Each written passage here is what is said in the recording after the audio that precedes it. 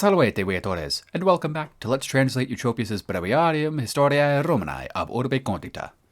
Last time, we saw the consuls replaced once again, this time by military tribunes taking their place and powers. We also did a slight correction with ablative of time when versus ablative absolute. This time, we begin Titus etiam Quintius Cincinnatus praenestinos qui usque ad orbis Romae portas cum bello venerant, persecutus ad flumen aliam vecit. So, Titus etiam Quintius Cincinnatus, our subject, and I don't remember if I explained this in the first book. If I did, I'm just going to explain it again, because I'm not going to check.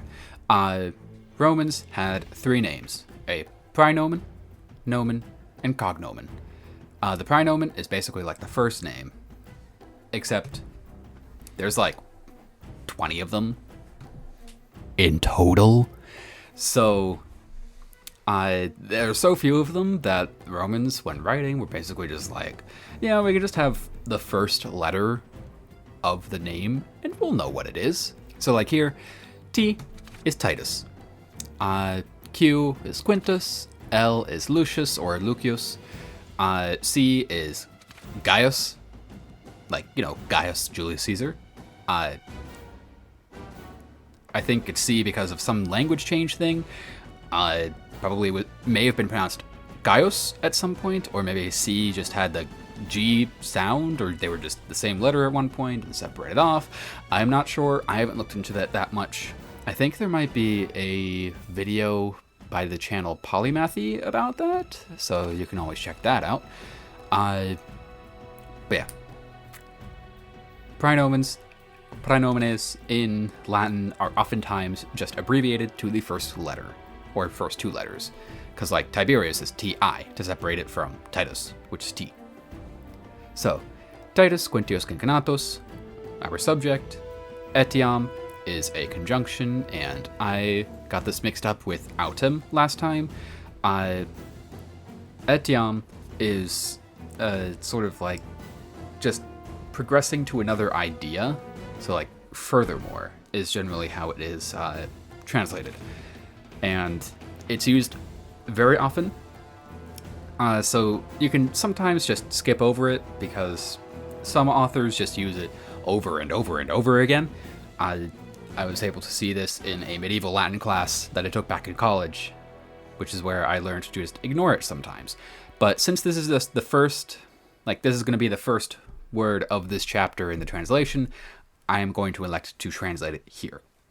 So furthermore, Titus Quintius Cincinnatus, praenestinos, the os shows it is accusative plural, so that is our object.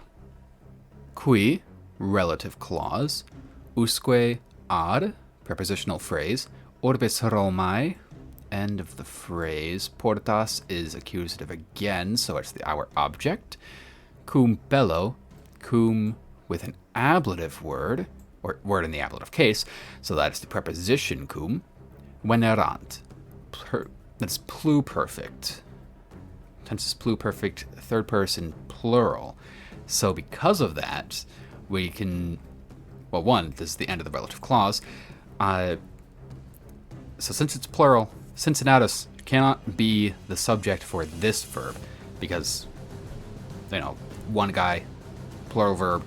So what this clause is relative to has to be praenestinos.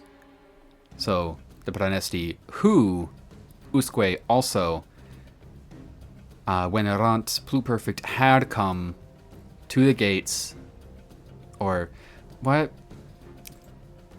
I don't know. I have done this a couple times.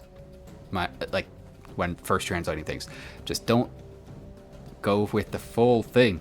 So orbis Romae, those are genitive, modifying portas, which is in the accusative. Ad takes the accusative case, so to the gates of the city of Rome, cum bello, with war. So the praenesti who also had come to the gates of the city of Rome with war. Persecutus ad flumen aliam. Now that's the whole prepositional phrase right there. Because, again, ad takes the accusative, flumen is accusative. Aleam is also accusative. And wicket is our verb. Now this is part of the main clause. So wicket being third person singular, the subject has to be Quintius, Cincinnatus, Cincinnatus, whatever you want to call the guy. This also is not like the Cincinnatus. He's long dead at this point. He's like dead for, I don't know, 100, maybe 100 years, 50 years, something like that. He's dead. But this is just a different Cincinnatus. Probably related to him though. But Titus Quintius Cincinnatus, let's just ignore, let's translate ignoring the relative clause first. So Titus Quintius Cincinnatus, furthermore, defeated the praenesti, perfect passive participle, having pursued, or after he pursued them, just inserting that to make it sound better in English, to the river Alia. Furthermore, Titus Quintius Cincinnatus defeated the praenesti, having defeated them, or having followed them to the river Alia. And with the relative clause, where to put that, I usually try to have it as close to what is relative to as possible. So I think I'm just going to insert it right after praenesti. Well, if I did that, I think it would be, furthermore, Titus Quintius Cincinnatus defeated the praenesti, who also had come to the gates of the city of Rome with war, after he pursued them to the river Alia. And that could work. Or you can order it a different way, like, furthermore, Titus Quintius Cincinnatus, after he pursued them to the river Alia, he defeated the praenesti, who also had come to the gates of the city of Rome with war. How you want to translate it is really up to you. I don't think it makes a significant difference what order you put these clauses in, at least here. So, honestly, I'm not sure which way I'm going to do it. I think probably that second way. I like that one more, so that the perfect passive participle modifying Quintius is closer to him, with also the relative clause being as close to the praenesti as I can get. I just like the words that modify other words being as close to what they modify as they can be. So let's do that. So furthermore, Titus Quintius Cincinnatus, having followed or having pursued them to the river Alia, he defeated the praenesti, who also had come to the gates of Rome, of the city of Rome, with war. So then, octo civitates, quae, relative clause, sub, prepositional phrase, ipsis, agebant. So agebant is third person plural, so octo civitates could be the subject here. Oh wait, no, what am I doing? I haven't ended the relative clause. Bam, right there. So octo civitates is the subject of agebant, except it's within the relative clause. So quae is what's referring to civitates. And it could be the subject of the main clause too, except we have the verb adiunxit here, which is singular. So the subject of adiunxit is still Quintius. So that means civitates, which could be either nominative or accusative, the subject or the direct object has to be the object. So let's ignore the relative clause again first. So adiunxit Romanis, he joined, he being Quintius, 8 cities, or the 8 cities. Adiunxit can also figuratively mean annexed. It's literally like joined to, but you can say annexed in this context. So he annexed the 8 cities to the Romans, like annexed to the Romans or joined to the Romans, or even it's sort of it's kind of like a metonymy kind of thing. I think, did I explain that before? I don't think so. Maybe. I don't know. But metonymy is having a part of a thing representing the entire thing. So like calling someone's car their wheels. It's that kind of like poetic device. So using the Romans, like the Roman people, to represent the Roman state, the Rome in general. I think that's what's going on here. But you could also just use it literally as joining to the Romans. Since, you know, he's referring to the praenesti, the people, as well, instead of the city of Praeneste. So I think I'm just going to go with more literally how it is here. So he joined or annexed to the Romans, which Romanis could be dative or ablative, to the Romans or by the Romans. But given that the subject is specifically stated to be Quintius and not the Romans, I'm going to go with more the dative. So he joined or annexed to the Romans 8 cities, which, were, I'll go like doing or acting. Acting's better. Which were acting, imperfect, so were acting, sub under ipsis, sort of like they themselves. And this isn't really saying it like that. It doesn't quite capture what it's supposed to be. I've fallen into this trap of thinking that ipse is a reflexive pronoun when it is not. It is not referring back to the same subject. So it's not supposed to be referring back to the subject of this relative clause, which is those 8 cities. It's supposed to be putting emphasis on whatever it is referring to, which is a different thing. What it is supposed to be referring to is the praenesti. So like the cities were acting under the praenesti. They were ruled by the praenesti. But it's hard to convey that in this English translation, as I had put it, without specifically saying which were acting under the praenesti, like the praenesti themselves. Because we've had a couple different more specific nouns. We've had Quintius, we've had the cities, we've had the Romans. Well, the Romans are after, but we had the praenesti. So it's not too much, but Latin sentences can get so much longer than this. It can get very confusing. But here, at the very least, it's a bit easier to whittle down the possibilities that it has to be referring to the praenesti, or praenestinos.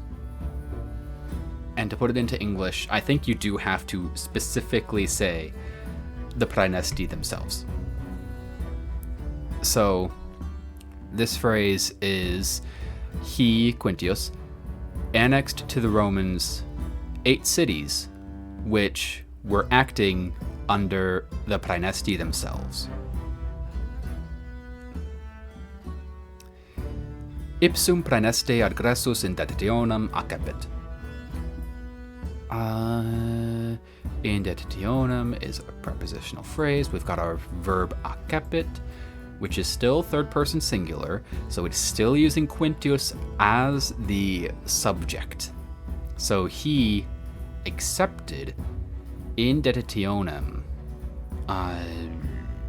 What was it? Into peace? Surrender. Into surrender.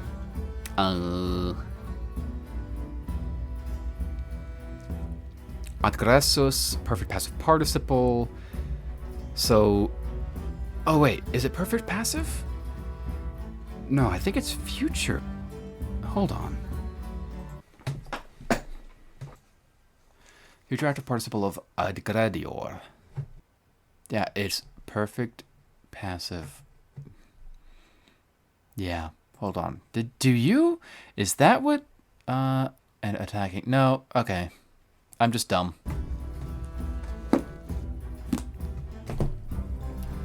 So, adgressus.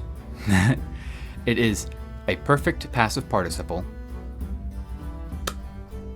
except it is of a deponent. It is formed from a deponent verb, so it has a more active meaning.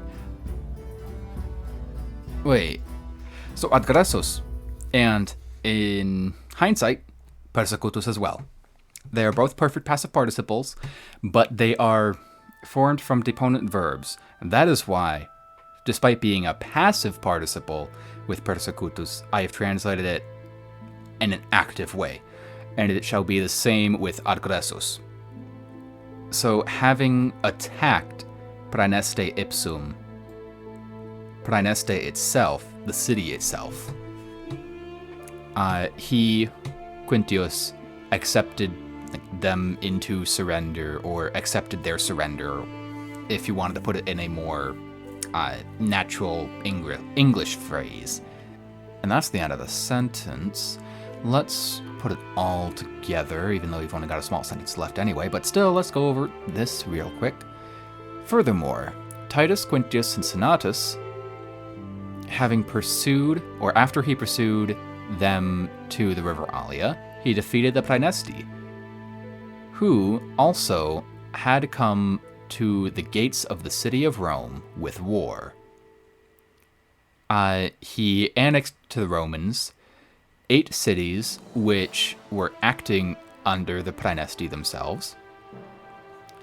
He, having attacked Praeneste itself, he accepted them into surrender, or he accepted their surrender.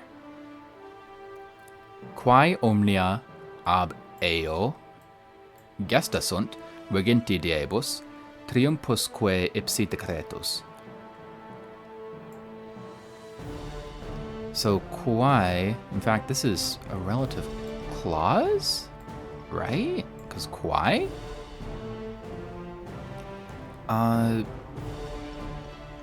So I think how this is put together, it's, I don't know, it feels weird to me. Because there's no actual verb in this sentence, but I think all, I guess, these things which gesta sunt were done or accomplished by him being Quintius, in 20 days. So all these things which were done by him in 20 days. All these things which were done by him in 20 days. That sounds weird, right? I think it does. All which things were done by him in 20 days? I don't know. It feels weird to have a relative clause, like, right here. I think this is it, though. It just sounds weird in English. Like, normally I would just say all these things were done by him in 20 days, but I don't know. You at least get the meaning of, like, these things were done in just 20 days. Triumpusque ipsi decretus. Que at the end of a word just means and you'll put that before the word is attached to. So, and a triumph is decreed for the, I can only really say himself. Like, it's referring back to Quintius, for that guy himself. So, all which things were done or accomplished by him in 20 days, and a triumph was decreed for him himself. Or I guess maybe not decreed, but like decided for him himself. Decreed sounds better, honestly. I'm just gonna go with that. And yeah, this is the difference between perfect passive participle with a deponent verb and a normal verb. Gesta sunt, passive. So like these things which were done. And then triumpus decretus, a triumph was decreed. So, passive meaning versus the active meaning that deponent verbs get when they are put into a perfect passive participle form. And yeah, you would think you'd call those perfect active participles, but no. Everything says that perfect active participles don't exist, but you still translate deponent participles into the active? I don't know, it's weird. But that's the whole thing. That's the whole chapter. So let's move on to a Latin reading and then an English reading of this entire thing and end the episode.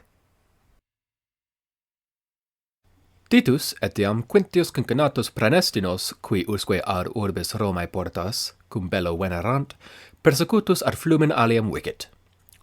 Octo civitates, quae sub ipsis agabant, Romanis adjunxit. Ipsum praeneste agressus in deditionem accepit, quae omnia ab eo gesta sunt viginti diebus, triumpusque ipsi decretus. Furthermore, Titus Quintius Cincinnatus, having pursued them to the river Allia, defeated the Praenesti, who also had come with war to the gates of the city of Rome. He joined 8 cities, which were acting under the Praenesti themselves, to the Romans. Having attacked Praeneste itself, he accepted their surrender. All which things were accomplished by him in 20 days, and a triumph was decreed for him himself. Next time, it's the end of the military tribunes, and we see just how, once again, how much Eutropius is so brief in what he covers. See you then. Valete, viatores.